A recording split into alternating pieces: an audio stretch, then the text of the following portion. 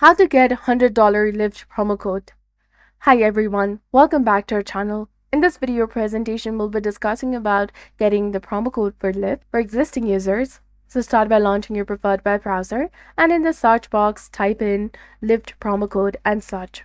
Various website links will appear. Choose any of the website to find a working promo code for Lyft. For example, open a site like CouponFollow, click on it.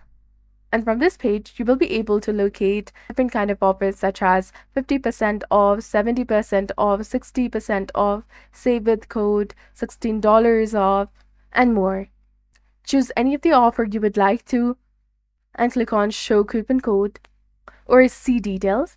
Then you will be able to copy this code. Simply click on copy and click on redeem at Lyft. In the Lyft website, sign into your account, book your ride, and proceed to checkout. And in the checkout page, paste the code in the promo code section to confirm the discount. Explore other offers on the page for more deals. Additionally, visit other websites for more working Lyft promo codes. So follow the steps to easily find out $100 in Lyft promo codes. If you found this video helpful, please consider leaving a like and subscribing for more helpful tips and tutorials. Thank you for watching. See you in the next one.